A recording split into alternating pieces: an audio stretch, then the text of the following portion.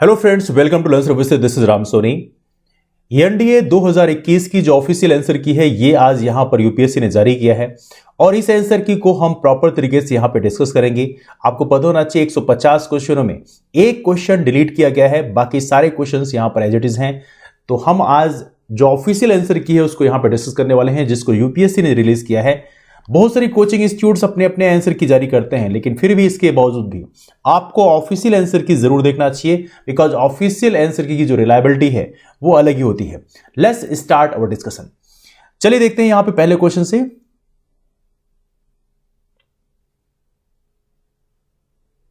तो पहला क्वेश्चन है सिनोनिम्स का। तो पूछा गया इसमें जो नियरेस्ट ऑफ द मीनिंग्स आपको बतानी है। तो हर स्माइल वाज कंटेजियस। अब कंटेजियस का जो नियरेस्ट मीनिंग यहां पे बताया गया है वो बताया गया है कैचिंग। ऑलराइट, अगला है यहां पे हर डायनामिक नेचर इंप्रेस्ड एवरीवन। तो यहां पे डायनामिक का जो नियरेस्ट मीनिंग बताया गया है वो है एवोल्यूशनरी। Evolutionary, alright. अगला क्वेश्चन है she was lamenting her destiny. She was lamenting her destiny. तो इसका नियरेस्ट सिनोनिम बताया गया है वो है बी मोर्निंग। अगला है under his leadership the company grew in an organic manner. Company grew in an organic manner. तो यहां पे ऑर्गेनिक का नियर बाई मीनिंग बताया गया है नेचुरल मैनर। ऑलराइट, चलिए अगला क्वेश्चन है his charm lies in his oratory. Oratory मतलब ओरल स्किल। अब यहां पर ओरेटरी का जो नियर बाई मीनिंग बताया गया है वो है बी इलोक्वेंस। ओके, चलिए अगला क्वेश्चन देखते हैं। Let's bring the next question. अगला है she is a patron of art and culture. Patron, संरक्षण। तो इसका नियरेस्ट मीनिंग बताया गया है बेकर। ऑलराइट, अगला क्वेश्चन है arrogance is a hallmark of his nature. Arrogance, arrogance का नियरेस्ट मीनिंग इसे बताया गया है वो है कंसीट। चलिए अगला क्वेश्चन देखते हैं। She undertook a recognizance of the entire issue. इसका नियरेस्ट मीनिंग इसे बताया गया है वो है इन्वेस्टिगेशन। अगला है my daughter is my replica. Replica मतलब एक प्रकार से कॉपी। तो यहां पे बताया गया है इसका नियरेस्ट मीनिंग क्लोन। ऑलराइट, अगला क्वेश्चन है the sardonic nature of her stories made her stand out among the contemporary writers. तो इसमें सैर्डोनिक का जो सिनोनिम बताया गया है वो है आपका दैट्स मॉकिंग। ऑलराइट, चलिए आप सिनोनिम हो गए, आप डिस्कस करते हैं एंटोनिम्स को। He found her extremely attractive and charming. तो अट्रैक्टिव का यहां पे एंटोनिम बताया गया है वो है रिपल्सिव। अगला है the sky is boundless. Boundless का यहां पे एंटोनिम बताया गया है वो है finite. Alright, nearest meaning opposite. The sky is clear today. तो क्लियर का अपोजिट क्या हो गया यहां पे? क्लियर का अपोजिट हो गया opaque. I have a fascination for deep waters. Deep waters, तो डीप का अपोजिट क्या हो जाएगा? That's shallow. तो ये हो जाएगा shallow. My boss has been too generous. अब यहां पे जनरस का अपोजिट क्या हो जाएगा? इसमें बताया गया है स्टिंगी। ऑलराइट, चलिए अगला क्वेश्चन आपके सामने। Spring is a time of planting. Spring is a time of planting. तो प्लांटिंग का अपोजिट यहां बताया गया है scarcity. He is an industrious workman. Industrious का अपोजिट यहां पे बताया गया है and that is lazy. Industrious मतलब मेहनती। Okay, plants grow in abundance here. Grow, grow का अपोजिट यहां पे है and that is shrivel. She rarely comes here. इसका अगला क्वेश्चन है सी रेयरली कम्स हियर। तो रेयरली का अपोजिट यहां बताया गया है दैट इज फ्रिक्वेंटली। रेयरली का अपोजिट फ्रिक्वेंटली। ऑलराइट, अगला she is a rather crooked women. Crooked women, तो क्रुक्ड, तो इसका अपोजिट क्या हो जाएगा? And that is straightforward. Crook मतलब टेढ़े मेढ़े बदमाश, है ना? ओके, तो स्ट्रेट फॉरवर्ड। चलिए, तो ये हो गए हमारे एंटोनिम्स। अब देखते हैं इडियम्स एंड फ्रेजेस को। चलिए, इसमें बोला गया है overstep the mark. Overstep the mark, इसका मतलब है see to upset someone by doing a saying more than you should. Overstep the mark. Alright, अगला है palsy walsy friends. Palsy walsy friends क्या कहलाते हैं? That is called good friends. Alright, चलिए sorry. अगला क्वेश्चन आपके सामने, open to a Pandora's box. ये वर्ड अक्सर यूज किया जाता है जब आप कभी हिंदू वगैरह पढ़ रहे होंगे। तो ओपन टू पेंडोराज बॉक्स, इसका मतलब है to do something that causes a lot of new problems that you did not expect. Pandora box है ना। अगला है pull your socks up. Pull your socks up, इसका मतलब है इंप्रूव योर वर्क और behaviour. Alright, pull your socks up बहुत ही महत्वपूर्ण इडियम्स है।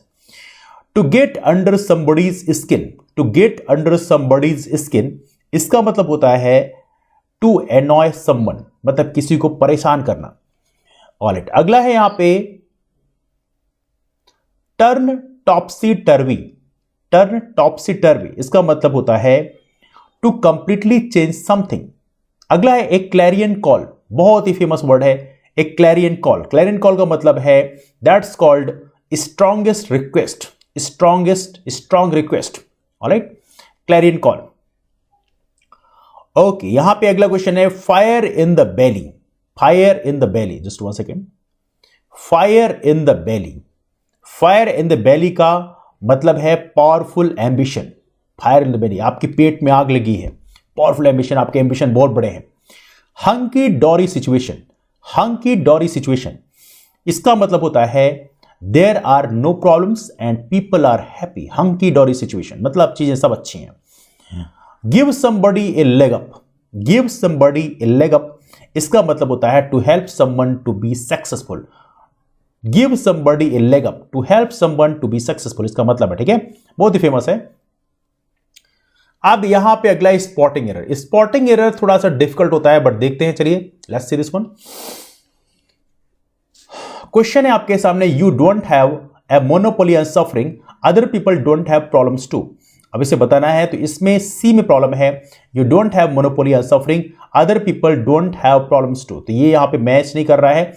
If you say that someone you admire has a feet of clay, you mean that they have hidden faults.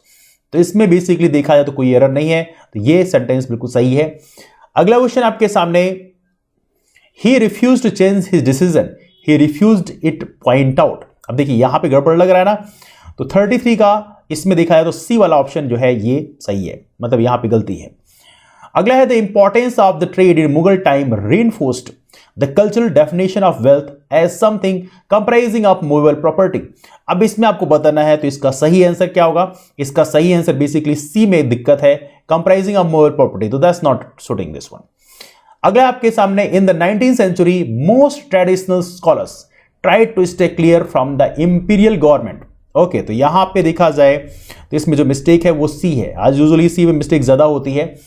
अगला है आपके सामने, he began his discussion by pointing over that men and women had different biological functions.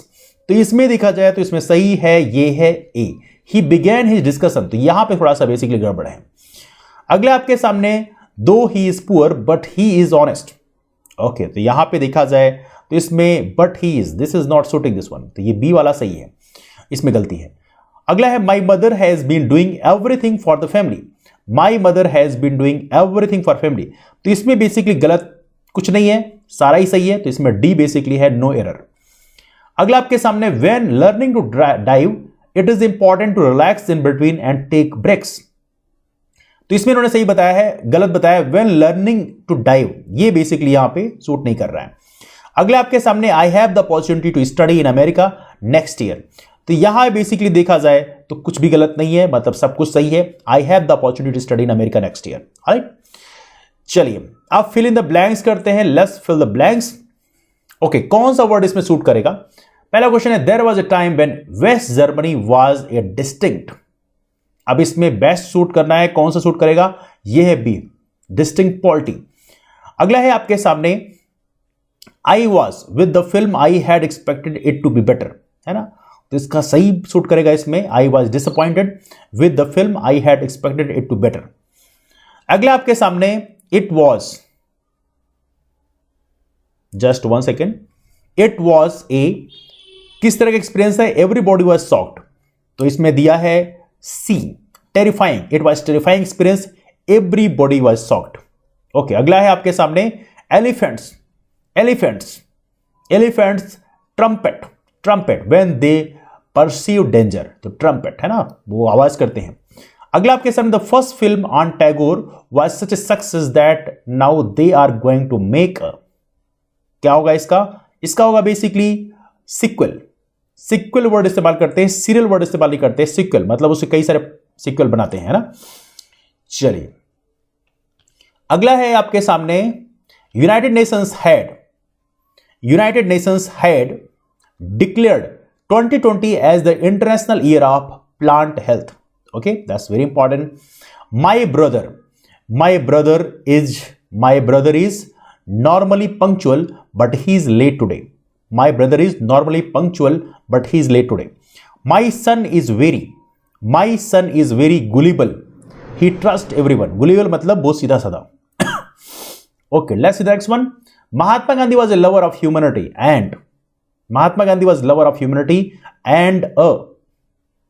a staunch believer in the goodness of the human nature. अगला आपके सामने I wish I knew her before we met, है ना, I knew past. Okay, so now let's get the next part. अब ये हो गया part B, तो 50 तक के क्वेश्चन हो गए हैं। अब हम करेंगे 51st क्वेश्चन। तो हिंदी मीडियम ले लेते हैं, let's bring the Hindi medium itself. प्रकाश वर्ष के संबंध में निम्नलिखित कथनों पर विचार कीजिए।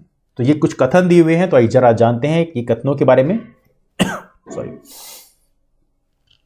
Just 1 second. प्रकाश वर्ष के संबंध में निम्नलिखित कथनों पर विचार कीजिए। तो इसमें बेसिकली सही आंसर जो दिया है वो है डी। तो पहला स्टेटमेंट को सही है, प्रकाश वर्ष अति दीर्घ दूरियां मापने का मात्रक है। तो ये बेसिकली स्टेटमेंट यहां पे सही है। प्रकाश वर्ष अति दीर्घ काल अंतराल मापने का, काल अंतराल कोई मतलब नहीं, दूरियां डिस्टेंस का है, प्रकाश वर्ष डिस्टेंस की यूनिट है। प्रकाश वर्ष प्रकाश की तीव्रता मापने का मात्रक है, बिल्कुल गलत है। अगला आपके सामने वायुमंडलीय दाब पर जल के घनत्व के संबंध में निम्नलिखित में से कौन सा स्टेटमेंट इसमें सही है? तो इसमें सही स्टेटमेंट जो है वो है ए।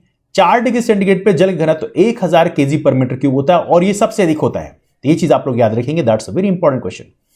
अगला आपके सामने भौतिक परिघटना और उसे खोजकर्ता से संबंधित निम्नलिखित में से कौन सा युग्म सही रूप से सुमेलित है? अब यहां पे खोजकर्ता का मैच करना है, तो यहां पे देखा जाए तो यहां पे केवल 3 है, मैरी क्यूरी का रेडियम है, बाकी का यहां पर मैच नहीं करता। ठीक है, तो थोड़ा सा आप लोग याद रखेंगे। चलिए let's bring the next one. LED की बात करें, एलईडी एक अर्धचालक युक्ति निम्नलिखित में से किसका संक्षिप्त रूप है? तो एलईडी का बेसिकली आपको यहां पे फुल फॉर्म बताना है और फुल फॉर्म इसका लाइट एमिटिंग डायोड। बड़ा इंपॉर्टेंट क्वेश्चन है, लाइट एमिटिंग डायोड अक्सर पूछा जाता है। घर्षण बल एक संस्पर्शी बल है जबकि चुंबकीय बल एक असंस्पर्शी बल है। अब यह कथन क्या है ये आपको यहां पे बताना है, और यह कथन देखा जाए तो सर्वदा सही है, हमेशा सही होता है। घर्षण एक संस्पर्शी बल है जबकि चुंबकीय बल एक असंस्पर्शी, मतलब टच करने वाला घर्षण बल है, चुंबकीय बल में टच बिना नहीं होता है ना। अगला निम्नलिखित में से कौन सा हाइपोब्रोमस अम्ल का एक रासायनिक सूत्र है? तो इसका सही आंसर बेसिकली है इसमें HOBr, हाइपोब्रोमस अम्ल, हाइपोब्रोमस एसिड है ना। अगला क्वेश्चन है बहिर्मंडल में गैसों का संयोजन क्या है? बहिर्मंडल में गैसों का संयोजन क्या है? और इसका सही आंसर है बेसिकली हीलियम और हाइड्रोजन। हीलियम और हाइड्रोजन बहिर्मंडल में गैसों का संयोजन है, हीलियम और हाइड्रोजन। आपको पता होना चाहिए सूर्य में हीलियम हाइड्रोजन ही होती है, हाइड्रोजन मिलके हीलियम बनता है, और सूर्य को पहले हीलियस भी बोलते थे, हीलियस नाम का देवता के रूप में पुकारते थे, ये भी आपको पता होना चाहिए। ठीक है, 58वां क्वेश्चन डिलीट कर दिया गया है, ये आपको पता होना चाहिए। 58th question was deleted. Okay, तो बेसिकली यहां पर देखा जाए तो इसमें कई सारे सही हो जाते हैं, तो 10 क्वेश्चन डिलीटेड, तो ये क्वेश्चन डिलीट कर दिया गया है। चलिए अगला क्वेश्चन हम देखते हैं, let's bring the next question. 59वां क्वेश्चन है ताम्र के विद्युत अपघटनी परिष्करण में विद्युत अपघट्ट निम्नलिखित में से किसका विलयन है? ये आपको इसे बताना है और इसका सही आंसर है बी, अम्लीकृत कॉपर सल्फेट। अगला आपके सामने सोल्डर निम्नलिखित में से किनका मिश्र धातु? सोल्डर किसका मिश्र धातु? ये अक्सर पूछा जाता है, बड़ा अच्छा क्वेश्चन है, और इसका सही आंसर है लेड और टिन का। किसका? लेड और टिन। लेड मतलब प्लम्बम, टिन मतलब स्टेनम, लैटिन नेम है बट PBNDS-SN। अगला क्वेश्चन है हाइड्रोजन डाइहाइड्रोजन के संबंध में निम्नलिखित में से कौन सा कथन सही नहीं है? तो ये बताना है कौन सा कथन इसमें सही नहीं है, मतलब गलत है। तो H2 वायु से हल्की होती है और जल में विलय होती है, सही है। उच्च HH आबंध वियोजन एंथैल्पी के कारण सामान्य ताप पर H2 अक्रिय होता है, ये भी सही है। H2 उच्च तापमान पर क्षारीय धातुओं के साथ अभिक्रिया करती है जिससे धातु हाइड्राइड बनते हैं, ये भी सही है। बेसिकली ये स्टेटमेंट गलत है। NO2 और H2 का मिश्रण सिन गैस के रूप में जाना जाता है, तो बेसिकली ये स्टेटमेंट गलत है। ठीक है, चलिए अगला क्वेश्चन आपके सामने है, निम्नलिखित में से तत्वों के कौन से समुच्चय की संयोजकता एक समान है? संयोजकता एक समान है, तो इसका सही आंसर क्या है? मैग्नीशियम, कैल्शियम और barium, MgCa and Ba। Alright, चलिए अगला क्वेश्चन आपके सामने है, निम्नलिखित में से कौन सा न्यूनतम संभाव्य तापमान है? कौन सा न्यूनतम संभाव्य तापमान है, यह आपको बताना है, और इसका सही आंसर है -273 डिग्री सेल्सियस। मतलब कह सकते हैं -273 डिग्री सेल्सियस जो है न्यूनतम संभाव्य तापमान है। इसको आप लोग याद रखेंगे, this is the very very important, that's called 0 kelvin, है ना, मैक्सिमम मिनिमम। अगला है फ़ारेनहाइट तापक्रम और दूसरा सेल्सियस तापक्रम के दो तापमापियों में संख्यातः किस तापमान पर एक समान पाठ्यांक होगा? देखिए फ़ारेनहाइट और सेल्सियस आपको पता होना चाहिए, इसका फॉर्मूला होता है C/5 = F - 32/9। तो इसको आप सॉल्व कर लेंगे तो ये टेम्परेचर मिलेगा, दोनों में बराबर होगा, and that is basically that is A -40 degree centigrade. याद रखिएगा, बहुत इंपॉर्टेंट क्वेश्चन अक्सर पूछा आता है। हम समतल दर्पण में जो प्रतिबिंब देखते हैं वह क्या है? तो देखा जाए तो इसका स्ट्रेट फॉरवर्ड आंसर है, यह है आभासी होता है और पास्ट उल्टा होता है समतल दर्पण में। बहुत अच्छा क्वेश्चन है। चलिए अगला क्वेश्चन आपके सामने। सो नेक्स्ट वन इज,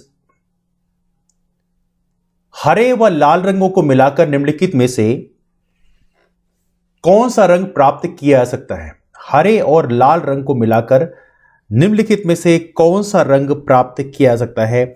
और इसका सही आंसर है पीला। हरे और लाल रंग को मिलाने से पीला रंग प्राप्त होता है। अच्छा क्वेश्चन है, ऐसे क्वेश्चन पूछा आते हैं, पता होना चाहिए। अगला क्वेश्चन आपके सामने, निम्नलिखित में से प्रकाश के प्राथमिक रंग कौन से? प्राइमरी कलर अक्सर क्वेश्चन पूछा आता है और देखा जाए तो ये बहुत ही इंपॉर्टेंट क्वेश्चन है, और इसका सही आंसर है नीला, लाल और हरा। नीला, लाल और हरा, blue, red and green, BRG। ठीक है, अगला है नई कार्तीय चिन्ह पर पाटी। न्यू कार्टेशियन साइन कन्वेंशन के अनुसार 1/f = 1/v + 1/u के संबंध में निम्नलिखित में से कौन सा सही है जहां प्रतीकों के अपने सामान्य अर्थ हैं? वह देखिए मिरर के लिए काफी इंपॉर्टेंट है। तो 68 का इसमें सही आंसर दिया है वो है A। यह केवल गोली दर्पणों पर लागू होता है। ठीक है, यह केवल गोली दर्पणों पर लागू होता है।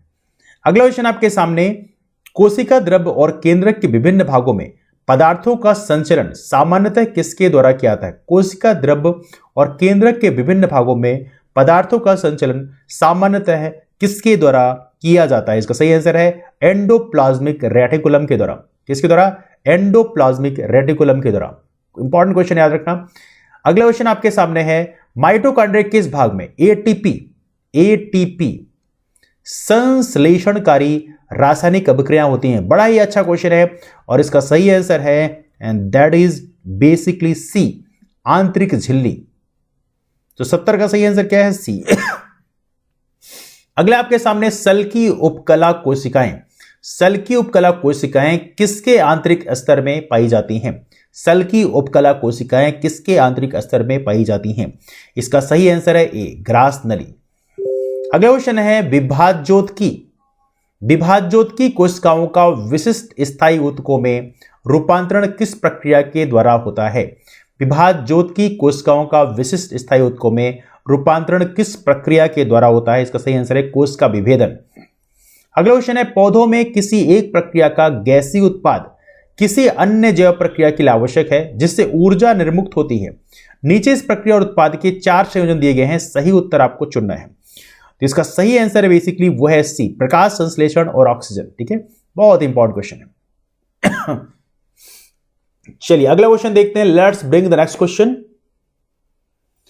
गमले में लगे एक द्विबीजपत्री शाक के एक पत्ते, प्रायोगिक पत्ता 1 की ऊपरी सतह पर वैसलीन या वनस्पति तेल और किसी दूसरे पत्ते की निचली सतह पर वैसलीन या वनस्पति तेल लगाया गया। नियंत्रण पत्ते पर वैसलीन वनस्पति तेल नहीं लगाया गया। इस पौधे को जानबूझकर कई दिनों तक पानी नहीं दिया गया। कौन सा पत्ता अंत में सूखेगा? काफी बढ़िया क्वेश्चन है, इसका सही आंसर है प्रायोग पत्ता 2, याद रखना आप। अगला क्वेश्चन आपके सामने, प्रकाश किरणों के लिए निम्नलिखित में से कौन सा कथन सही नहीं है? प्रकाश किरणों के लिए कौन सा स्टेटमेंट देखा है तो इसमें गलत है, और यह है सी। तो पहला स्टेटमेंट है प्रकाश भिन्न भिन्न माध्यम में भिन्न भिन्न चाल से गमन करता है, बिल्कुल सही है। प्रकाश वायु में लगभग 300 मिलियन मीटर प्रति सेकंड की चाल से गमन करता है, बिल्कुल सही है। अगला, प्रकाश जैसे ही जल के स्तर को त्याग करता है और वायु में प्रवेश करता है तो उसकी चाल धीमी आती है, बल्कि ये ज्यादा हो जाती है, तो यहां पे गलत है। ठीक है, चलिए अगला क्वेश्चन आपके सामने है, एक कांच का प्रिज्म श्वेत प्रकाश को विभिन्न रंगों में विभक्त करता है। इस परिघटना को प्रिज्म द्वारा प्रकाश का विक्षेपण या डिस्पर्सन कहा जाता है। निम्नलिखित में से कौन सा कथन इसके लिए सही है? और इसका सही स्टेटमेंट है वो है बी। प्रकाश के अपवर्तन के कारण बैगनी प्रकाश का सर्वाधिक विचलन होता है। आपको याद होगा विबग्योर है ना, violet, indigo, blue, green, red है ना, पूरा वो सीक्वेंस है 7 कलर का। अगला क्वेश्चन आपके सामने, एक बिजली के बल्ब का तंतु 10 मिनट के लिए 1.0 एम्पियर धारा खींचता है। परिपथ में प्रवाहित होने वाले वैद्युत आवेश की मात्रा कितनी होगी? तो ये आपको बताना है वैद्युत आवेश की मात्रा कितनी होगी, और इसका सही आंसर क्या है? इसका सही आंसर है सी। सिंपल सा आपको फार्मूला लगाना है और you will get the results. अगला है आपके सामने, निम्नलिखित में से कौन सा सूत्र वैद्युत शक्ति को नहीं दर्शाता? कौन सा सूत्र वैद्युत शक्ति को नहीं दर्शाता? तो यहां पे इसका सही आंसर क्या होगा? इसका बेसिकली जो नहीं दिखाता वो है बी, IR²। तो ये क्या है? पावर जो है, देखिए पावर इक्वल टू VI होगा, VI होता है। अब इसमें V इक्वल टू IR लगा दोगे तो I²R हो जाएगा। यदि I को आप V के फॉर्म में कन्वर्ट कर दोगे V/R तो V²/R हो जाएगा। तो ये बेसिकली ये है, तो ये है वैद्युत शक्ति को नहीं दर्शाता कौन? IR²। IR² कोई मतलब नहीं है। अगला है आपके सामने, पुनरावृत्ति परावर्तनों के कारण किसी बड़े हॉल में सृजित की गई ध्वनि बनी रहती है। इस परिघटना को क्या कहते हैं? इस परिघटना को क्या कहते हैं? इस परिघटना को कहते हैं अनुरणन, दैट्स कॉल्ड रिवर्बरेशन। क्या बोलते हैं? अनुरणन, दैट इज कॉल्ड रिवर्बरेशन। ठीक है, अगला क्वेश्चन आपके सामने है, जब किसी अणु द्वारा प्रकाश प्रकीर्णित होता है और प्रकीर्णित प्रकाश की आवृत्ति परिवर्तित होती है तो इस परिघटना को क्या कहते हैं? तो इस परिघटना को कहते हैं रमन प्रभाव। ऑलराइट, चलिए अगला क्वेश्चन देखते हैं। साबुन की शोधन क्रिया के संबंध में निम्नलिखित में से कौन सा कथन सही नहीं है? साबुन की शोधन क्रिया के लिए बात किया जा रहा है, तो एक को छोड़कर बाकी सारे सही है ना। तो देखा जाए तो तेल और मैल मिसेल के केंद्र में एकत्रित हो जाते हैं, सही है। साबुन मिसेल प्रकाश का प्रकरण करते हैं, सही है। सी गलत है। साबुन दीर्घ श्रृंखला कार्बोक्सिलिक अम्ल के अमोनियम लवण है, तो ये गलत है। साबुन कठोर जल में कैल्शियम और मैग्नीशियम आयनों के साथ अविलेय अवक्षेप बनाता है, ये भी सही है।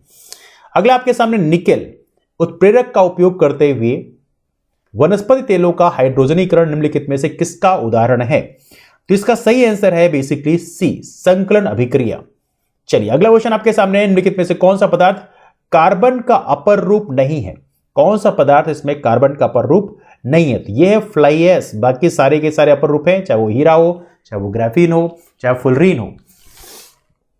अगला क्वेश्चन आपके सामने है, निम्नलिखित में से कौन सी अभिक्रिया के परिणाम स्वरूप हाइड्रोजन गैस का विमोचन नहीं होता? कौन सी अभिक्रिया के परिणाम स्वरूप हाइड्रोजन गैस का विमोचन नहीं होता? तो इसमें सही आंसर क्या है? यह है बेसिकली बी, 84 का बी। इसमें विमोचन नहीं होता, बाकी सब में होता है। तो ये थोड़ा सा आप लोग याद रखेंगे, है ना। चलिए let's bring the next question. निम्नलिखित में से कौन सा अम्ल टमाटर में प्रमुख रूप से पाया जाता है? बड़ा ही फेमस क्वेश्चन और अक्सर पूछा जाता है।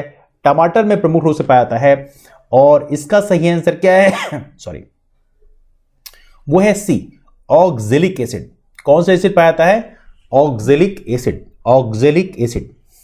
अगला आपके सामने, रदरफोर्ड के अल्फा कण प्रकीर्णन प्रयोग से निम्नलिखित में से कौन सा निष्कर्ष नहीं निकाला सकता? अब यहां पे सारे स्टेटमेंट दिए हुए हैं, एक को छोड़कर बाकी सारे सही हैं। तो 86 में देखें तो ये वाला जो सी स्टेटमेंट है ये बेसिकली यहां पे नहीं निकाला सकता, बाकी निकाला सकता है। जैसे परमाणु में अधिकांश स्थान रिक्त होता है, परमाणु की त्रिज्या नाभिक की त्रिज्या का लगभग 10⁵ गुना होती है। इलेक्ट्रॉन स्थिर ऊर्जा के वृत्तीय पथ पर गति करते हैं जिससे कक्षा ऑर्बिट करते हैं, ये गलत है।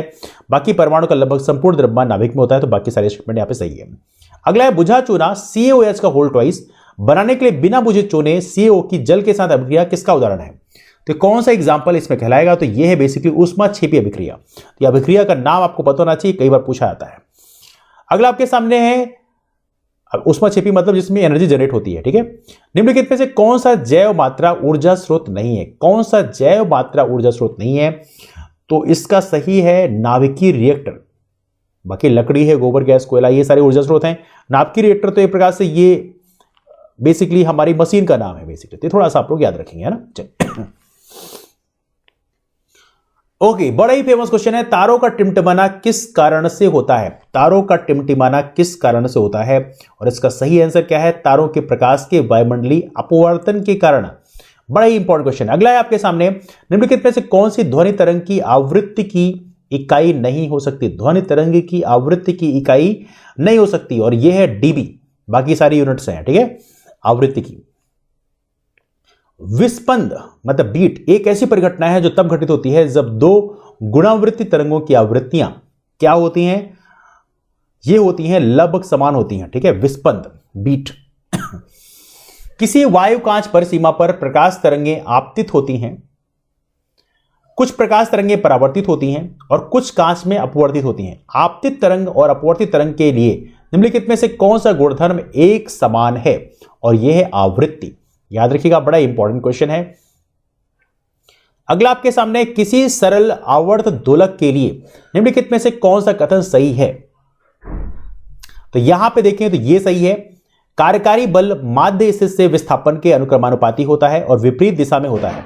यह काफी इंपॉर्टेंट है, इसको आप लोग याद रखेंगे। This is also one of the very important question. बीएस के अंकुरण के दौरान भ्रूण का जो भाग जड़ के रूप में वर्धित होता है वह है, भ्रूण का जो भाग जड़ के रूप में वर्धित होता है उसे हम क्या कहते हैं? उसे हम कहते हैं मूलांकुर। क्या बोलते हैं? उसे बोलते हैं मूलांकुर।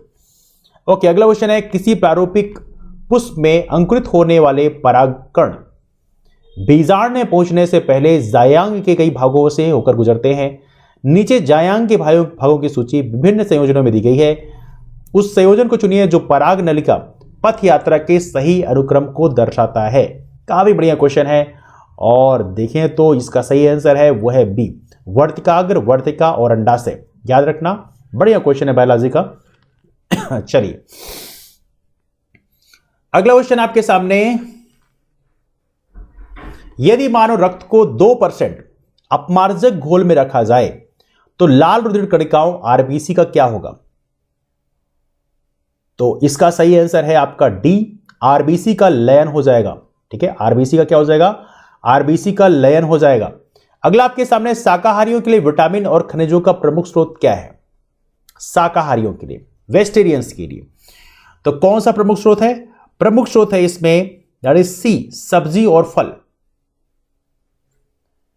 चलिए अगला क्वेश्चन आपके सामने, हालांकि ऐसे क्वेश्चन थोड़े कंफ्यूजिंग होते हैं बट फिर भी, यदि कोई प्रकाश किरण विरल माध्यम से सघन माध्यम में शून्य आपतन कोण पर प्रवेश करती है तो वह क्या होगी इसमें? तो इसमें क्या हो जाएगा? वह सीधी जाएगी, ठीक है। अगला आपके सामने, मरीचिका, मृग मरीचिका आपने सुना होगा, निम्नलिखित में से किसका दृष्टांत है? तो इसका सही आंसर है वह प्रकाश के अपवर्तन और पूर्ण आंतरिक परावर्तन दोनों का, प्रकाश के अपवर्तन और पूर्ण आंतरिक परावर्तन दोनों का, ठीक है। निम्नलिखित में से कौन सा यौगिक तैयार करने के लिए कच्चे माल के रूप में साधारण लवण NaCl का उपयोग नहीं किया जाता है? तो इसका सही आंसर क्या है? पेरिसप्लास्ट, ठीक है। चलिए अगला क्वेश्चन आपके सामने, निम्नलिखित में से कौन सा हड़प्पा स्थल सीप की वस्तुएं बनाने के लिए विशिष्ट केंद्र था? अब देखिए ये जीएस का बहुत बढ़िया क्वेश्चन है, और इसका सही आंसर है बेसिकली वो है बी, बालाकोट, ठीक है, बालाकोट। हालांकि ऐसे क्वेश्चन काफी डिफिकल्ट होते हैं, रिप्लाई करना काफी मुश्किल होते हैं, बट फिर भी। अगला निम्नलिखित में से कौन सा सम्राट अशोक के धम्म का भाग नहीं है? सम्राट अशोक के धम्म का भाग नहीं है, और यह है राजा का सम्मान करना। यह सम्राट अशोक के धर्म का भाग नहीं था। बाकी अपने धर्म से भिन्न धर्मों के प्रति सहिष्णुता, ब्राह्मणों का सम्मान करना, अपनी प्रजा के कल्याण को बढ़ावा देना, ये सारी चीजें धर्म में लिखी हुई थी बेसिकली। थोड़ा सा आप लोग याद रखना। सगुण भक्ति परंपराओं के संबंध में निम्नलिखित में से कौन से कथन सही हैं? सगुण भक्ति परंपराओं के संबंध में तो यहां पे देखें तो दोनों ही सही हैं। सगुण भक्ति परंपराएं विशिष्ट देवताओं जैसे विष्णु या उनके अवतारों की आराधना पर केंद्रित हैं। सगुण भक्ति परंपराओं में देवी एवं देवताओं की अवधारणा मानवीय कृति है, मानव रूपी रूप में की आती है, लेकिन अगुण सगुण निर्गुण की बात करें, निर्गुण में मानव रूप नहीं माने जाते। तो ये थोड़ा सा आपको पता होना चाहिए। सगुण और निर्गुण, निर्गुण में कौन है, कबीर वगैरह हैं, ठीक है। निम्नलिखित में से किस स्थान पर चोल शासकों के संरक्षण में शिव मंदिर का निर्माण नहीं किया गया था? नहीं किया गया था, ये आपको बताना है, मतलब किया गया था बाकी जगह में। तो नाणे घाट की बात करें, इसको छोड़कर बाकी चिदंबरम है, तंजावर है, गंगाईकोंडा, चोलापुरम, इन सभी जगहों में चोल शासकों के द्वारा शिव मंदिर का निर्माण कराया गया था, नाणे घाट को छोड़ के, ठीक है। दक्षिण रैयत आयोग के संबंध में, दक्षिण रैयत आयोग के संबंध में निम्नलिखित में से कौन सा कथन सही है? देखिए, इसमें देखा जाए तो केवल दूसरा स्टेटमेंट सही है, मतलब आयोग ने रैयतों, साहूकारों और प्रत्यक्षदर्शी साक्ष्यों के कथन दर्ज किए थे, और पहला स्टेटमेंट गलत है। आयोग ने उन जिलों में जांच नहीं की थी जो प्रभावित नहीं थे, मतलब हर जगह किए थे, थोड़ा सा आप लोग याद रखेंगे। चलिए अगला क्वेश्चन आपके सामने, बड़ा ही फेमस वर्ड है जियारत। जियारत शब्द का निम्नलिखित में से सही अर्थ क्या है? जियारत, ये वर्ड आपने खूब सुना होगा, और इसका सही है सूफी संतों की मजारों की यात्रा, इसे बोलते हैं जियारत। क्या बोलते हैं इसे? इसे बोलते हैं जियारत। चलिए अगला क्वेश्चन आपका, कैप्पाल द्वीप मुख्यतः किसके विस्तार के कारण पूर्ण रूप से विरंजित हो गया है? कैप्पाल द्वीप की बात कर रहे हैं, और इसका सही आंसर है स्टारफिश, स्टारफिश। अगला निम्नलिखित में से कौन सी नदी ब्रह्मपुत्र नदी की सहायक नदी नहीं है? ब्रह्मपुत्र नदी की सहायक नदी नहीं है। देखें, वैसे ऐसे क्वेश्चन बहुत स्ट्रेट फॉरवर्ड होते हैं, और इसका सही आंसर क्या है? महानंदा। बाकी मानस, कामेंग, सुबनसिरी, ये सारी ब्रह्मपुत्र की सहायक नदी है। निम्नलिखित में से कौन सी लघु प्लेट नहीं है? कौन सी इसमें लघु प्लेट नहीं है? वो है अंटार्कटिक प्लेट। बाकी कोकोस, नाज़का, कैरोलाइन, ये सारी लघु प्लेटें हैं, अंटार्कटिका तो लार्ज प्लेट है। आइसलैंड में विवर्तनिकी गतिविधि के लाभों में शामिल है, और ये कौन सा है? ये सारे हैं, जिसमें प्राकृतिक भूतापीय ऊर्जा का स्रोत, नवीन भूमि का सृजन और पर्यटकों के लिए आकर्षण, ये सारी चीजें आइसलैंड में विवर्तनिकी गतिविधि के लाभों में शामिल हैं। तो ये थोड़ा सा आपको पता होना चाहिए। ऐसे क्वेश्चन कह सकते हैं डिफिकल्ट होते हैं, बट एनीवे। अगला आपके सामने, उस प्रक्रिया को क्या कहते हैं जिसमें कुछ खनिज जल को अवशोषित करते हैं, प्रसारित होते हैं और परिवर्तित हो जाते हैं? इसे क्या बोलेंगे? इसे बोलेंगे जल योजन। अगला क्वेश्चन है, निम्नलिखित में से कौन सा दीर्घतम अक्षांश है? दीर्घतम अक्षांश इनमें से कौन सा है? और यह है आपका सी, 0 डिग्री अक्षांश। क्या है 0 डिग्री अक्षांश? अगला आपके सामने, यदि भारत में दोपहर 12 बजे का समय है, उसी दिन किस याम्योत्तर में सुबह के 7 बजेंगे? ओके, तो ये आपको बताना है, और इसका सही आंसर क्या है? इसका सही आंसर है ए, 7.5 डिग्री पूर्व देशांतर। तो ये थोड़ा सा आप कैलकुलेट करना सीखना होगा आपको, है ना। चलिए अगला क्वेश्चन आपके सामने, निम्नलिखित में से किसे मीराबाई का गुरु माना जाता है? इसमें से किसे मीराबाई का गुरु माना जाता है? और यह है रैदास। रैदास को मीराबाई का गुरु माना जाता है, ये आप लोग याद रखेंगे। संत रैदास का नाम ईश्वर आपको पता होगा। अगला क्वेश्चन आपके सामने, महानवमी डिब्बा के संबंध में निम्नलिखित कथनों पर विचार कीजिए।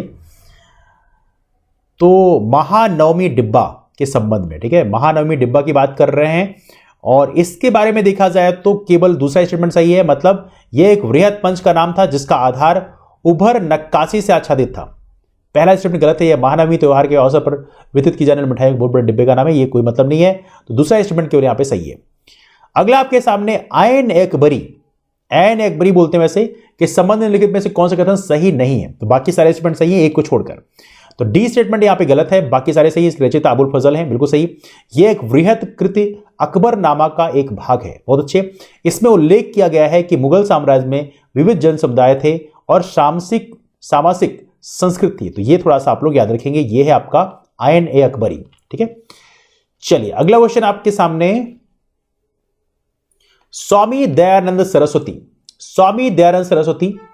इनके बारे में स्टेटमेंट यहां पर दिए गए हैं, और इसमें से कौन स्टेटमेंट सही है? तो सारे स्टेटमेंट सही है। देवी एवं देवताओं की मूर्ति पूजा के विरुद्ध थे स्वामी दयानंद सरस्वती, लिख लीजिएगा आप, बड़ा इंपॉर्टेंट है। मूर्ति पूजा का स्वामी दयानंद सरस्वती ने विरोध किया था। अगला है, वेदों को अमोघ मानते थे और ईश्वर चंद्र विद्यासागर से मिले थे और उनसे विचार विमर्श किया था। यह क्वेश्चन हालांकि पहले भी कई बार डिस्कस किया गया, याद रखना। अगला, निम्नलिखित कथनों पर विचार कीजिए। अब ये कथन कुछ दिए हुए हैं, कौन से स्टेटमेंट यहां पर सही है ये आपको इससे बताना है, और इसके हिसाब से देखा है तो दोनों ही स्टेटमेंट यहां पे सही हैं। सैयद अहमद खान ने अलीगढ़ में मोहम्मडन एंग्लो ओरिएंटल कॉलेज की स्थापना की थी और सैयद अहमद खान का धार्मिक श्रेष्ठता में दृढ़ विश्वास था और उनके कॉलेज की निधि में हिंदुओं, पारसियों और ईसाइयों ने अंशदान किया था। यही बाद में अलीगढ़ यूनिवर्सिटी बनी है। तो ये आप लोग याद रखेंगे, मोहम्मदन एंग्लो ओरिएंटल कॉलेज किसने स्थापना की? सैयद अहमद खान ने। ओके, अगला क्वेश्चन आपके सामने है अंडकरंड स्थलाकृति, इसे बोलते हैं बास्केट ऑफ एग्स टोपोग्राफी, निम्नलिखित में से किससे संबंधित है? यह क्वेश्चन आपको बताना है और यह संबंधित किस चीज से है? इसका सही आंसर है ए, ड्रमलिन। ड्रमलिन से संबंधित है। ठीक है, निम्नलिखित में से किस ग्रह का घनत्व सर्वाधिक है? आपको डेंसिटी बतानी है, कौन से ग्रह की घनत्व यहां पे सर्वाधिक है और इसका सही आंसर क्या है? यह है डी, पृथ्वी का। बुध, शुक्र और बृहस्पति में। भूकंप तरंग के उद्गम बिंदु को क्या कहते हैं? भूकंप तरंग के उद्गम बिंदु को क्या कहते हैं? और ये बोलते हैं फोकस। बड़ा इंपॉर्टेंट है, कई बार गलती होती है, लोग अधिकेंद्र बोल देते हैं, लेकिन उद्गम बिंदु को बोलते हैं फोकस। ये क्वेश्चन काफी इंपॉर्टेंट है। चलिए अगला क्वेश्चन है आपके सामने, स्थल मंडल की अधिकतम गहराई कहां पाई जाती है? स्थल मंडल की अधिकतम गहराई कहां पाई जाती है? और यह कहां पाई जाती है? यह है आपका हिमालय पर्वत में। स्थल मंडल की अधिकतम गहराई हिमालय मंडल में पाई जाती है। अगला आपके सामने, मैग्मीय पदार्थ का एक बृहत पिंड जो भूपर्पटी की गहराई में ठंडा होता है। मैग्मी पदार्थ का एक बृहत पिंड जो भूपर्पटी की गहराई में ठंडा होता है और बड़े गुंबदों के रूप में विकसित होता है, उसे क्या कहते हैं? तो इसका सही आंसर क्या है? यह है ए, महास्कंद, इसे बोलते हैं बैथोलिथ, महास्कंद। अगला क्वेश्चन आपके सामने, निम्नलिखित में से कौन सा तेल शोधन कारखाना असम में स्थित नहीं है? इनमें से कौन सा तेल शोधन कारखाना, रिफाइनरी जो है वो असम में स्थित नहीं है और इसका सही आंसर है वह है तातीपाका, ये असम में स्थित नहीं है। बाकी नुमालीगढ़, बोंगाईगांव और डिगबोई, ये सारे के सारे असम में स्थित है। Digboi was the oldest one.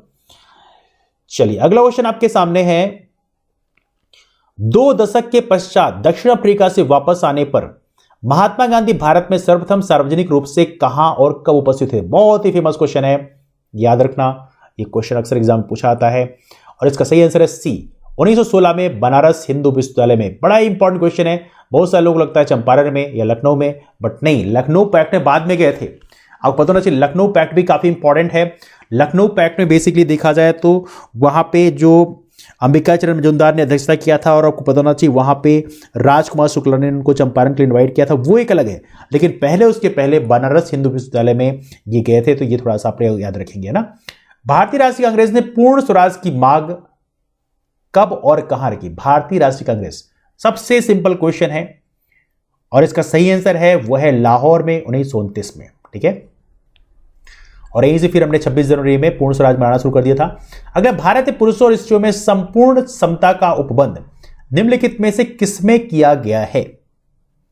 Right to equality, ये किसमें किया गया है? ये किया गया भारत के संविधान के अनुच्छेद 14 और 15 में। ठीक है, बहुत सिंपल क्वेश्चन है। अगला क्वेश्चन आपके सामने, संयुक्त राष्ट्र सुरक्षा परिषद के अस्थायी सदस्यों के संबंध में कौन सा कथन सही है? तो यहां पे देखें, तो यहां पे देखा जाए तो दोनों ही स्टेटमेंट यहां पे सही हैं। अब इनकी कुल संख्या 10 है, किंतु मूलतः यह संख्या 6 थी। टोटल कितने होते हैं? टोटल होते हैं 15। पता होना चाहिए टोटल 15 होते हैं, जिसमें 10 जो हैं अस्थायी होते हैं और 5 स्थायी होते हैं, जिन्हें बोलते हैं परमानेंट, जिनके पास वीटो पावर होता है, जिसमें यूएस, यूके, रसिया, चाइना और फ्रांस है। ये 5 कंट्री जिनके पास वीटो पावर है, इसे बोलते हैं यूनाइटेड नेशन सिक्योरिटी काउंसिल के 5 वीटो पावर कंट्रीज, और बाकी जो 10 हैं ये होते हैं नॉन वीटो कंट्रीज, है ना, जिनको 2 साल के लिए इनका कार्यकाल होता है, हर 2 साल के बाद इनका चयन होता है। अगला लिखा है केवल 2 वर्ष की अवधि के लिए वो निर्वाचित होते हैं, तो सारी स्टेटमेंट सही है ना, तो थोड़ा सा स्टेटमेंट आप लोग याद रखेंगे। अगला क्वेश्चन आपके सामने, निम्नलिखित में से किसमें 4 जुलाई 1776 को अमेरिकी स्वतंत्रता का घोषणा पत्र अंगीकृत किया गया था? इसका सही आंसर है सी, तृतीय कॉन्टिनेंटल कांग्रेस में, सेकेंड कॉन्टिनेंटल कांग्रेस में। अगला है 1917 के क्रांति में बोल्शेविकों ने जिस सरकार को हटा दिया था उनका शासनाध्यक्ष निम्नलिखित में से कौन था? बड़ा ही फेमस क्वेश्चन है। और ये कौन था? अलेक्जेंडर केरेंस्की। कौन था? अलेक्जेंडर केरेंस्की। नाम याद रखना, बड़ा इंपॉर्टेंट नाम है। अगला आपके सामने है, निम्नलिखित में से कौन सा द्रवण कंडेंसेशन का रूप नहीं है? इसमें देखा जाए इसका सही है सहिम वृष्टि। बाकी ओस, कोहरा, तुषार ये सारे कंडेंसेशन के रूप है, लेकिन सहिम वृष्टि नहीं है। निम्नलिखित मेघों में से कौन सा वर्षाधारी मेघ है? कौन सा वर्षाधारी मेघ है? तो 132 का सही आंसर क्या है? वर्षा मेघ। अगला आपके सामने है, निम्नलिखित में से किस देश में गहन निर्वाह कृषि मुख्यतः प्रचलन में नहीं है? और यह है आपका कनाडा। बाकी भारत, जापान और इंडोनेशिया में है। अगला है, दक्षिण पूर्व रेलवे का मुख्यालय कहां स्थित है? देखिए ऐसे क्वेश्चन काफी इंटरेस्टिंग होते हैं। साउथ ईस्टर्न रेलवे का हेडक्वार्टर पूछा जा रहा है आप लोगों से, और इसका सही आंसर है वो है सी, कोलकाता में। भारतमाला परियोजना किससे संबंधित है? बड़ी महत्वपूर्ण योजना है, इसके बारे में आपको जरूर पता होना चाहिए, अक्सर पूछा जाता है। और भारत में राष्ट्रीय राजमार्गों के नेटवर्क से संबंधित है, ये आप लोग याद रखना। This is the very important, Bharatmala परियोजना। अगला, प्राकृतिक वनस्पति जो भारत के अधिकतम भौगोलिक क्षेत्रों पर आच्छादित है, प्राकृतिक वनस्पति वह कौन सी है? वह कौन सी है? और यह है बेसिकली उष्णकटिबंधीय पर्णपाती one, tropical deciduous forest. Beas नदी जो हिमाचल और पंजाब से होकर बहती है, किस नदी से मिलती है?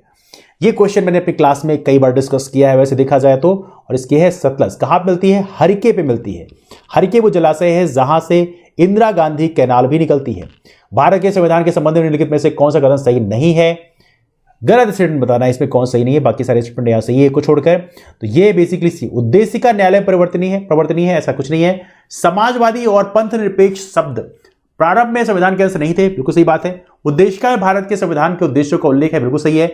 गणराज्य का संबंध जनता से है और जो संविधान के अधीन सभी प्राधिकार का स्रोत है, बिल्कुल सही बात है। निम्नलिखित में से कौन सी लोकसभा अध्यक्ष की शक्ति नहीं है?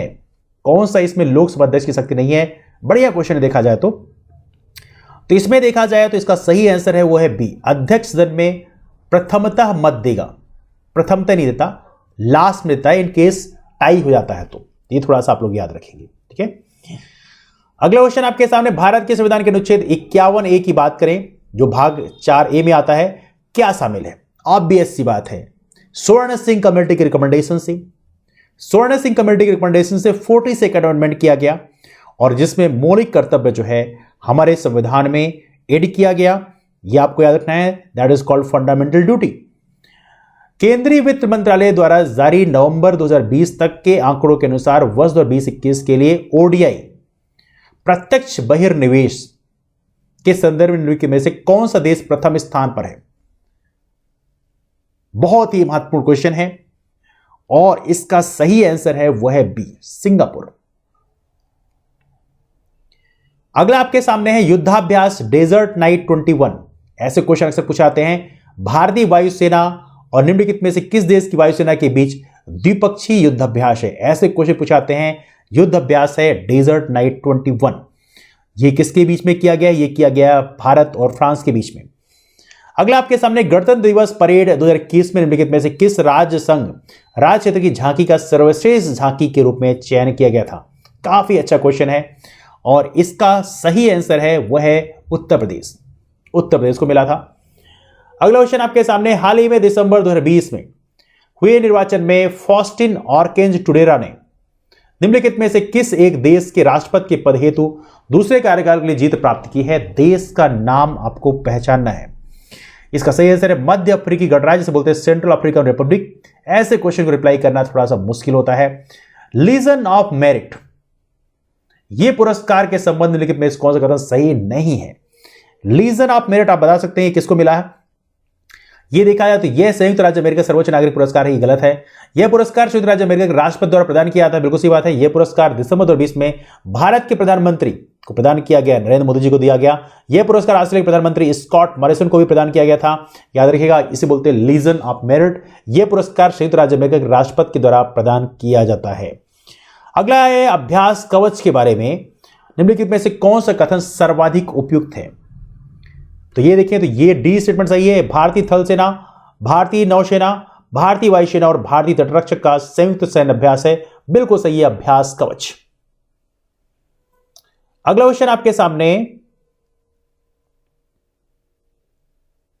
निम्नलिखित में से किस देश में हाल ही में आपातकाल की घोषणा की गई है? इमरजेंसी, बहुत ही इंपॉर्टेंट क्वेश्चन है, काफी न्यूज में है, और यह है म्यांमार। ऑंग सान सू की, जो यहां है म्यांमार की बहुत ही फेमस पॉलिटिशियन है, जिनको नोबेल प्राइज मिल चुका है पीस का। निम्नलिखित में से कौन सी टीम सैयद मुश्ताक अली ट्रॉफी 2021 की विजेता है?